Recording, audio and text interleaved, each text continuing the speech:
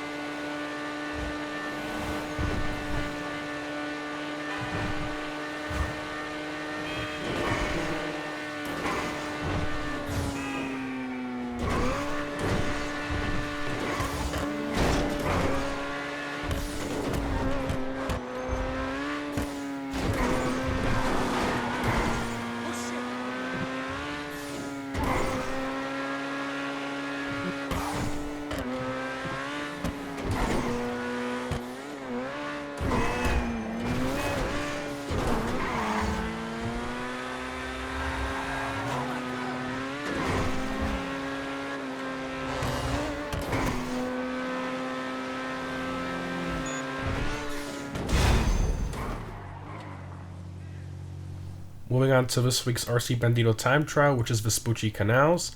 Again, paying out triple money for this week. As always, you need to own an RC Bandito in order to participate in these. So this time trial is pretty difficult if you've never done it before. It has a lot of tight areas, jumps, and intersections where traffic can mess you up. This time trial is all about braking a lot before the tight corners and letting off the throttle for a lot of the jumps and the bumpy areas. Also, when you use your brakes, make sure to press them in about halfway in, or you might lose control of the Bandito.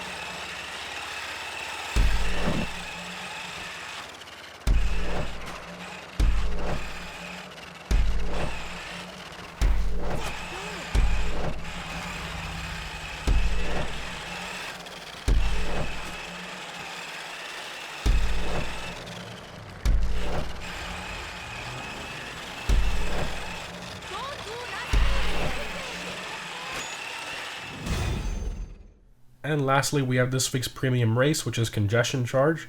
Keep in mind that the payout for this one is normal. So this race is restricted to the supercars class.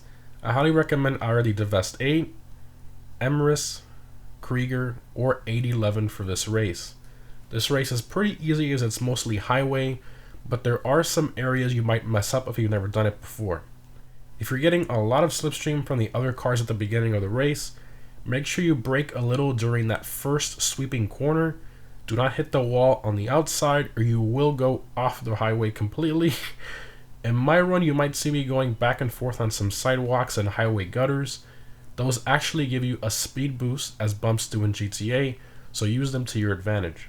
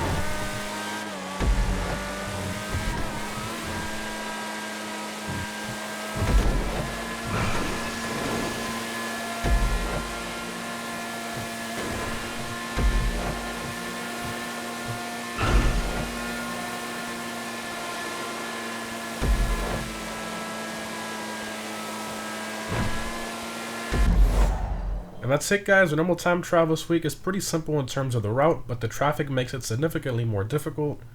The RC time trial is pretty difficult because of the narrow paths and jumps, so give it some slow practice runs.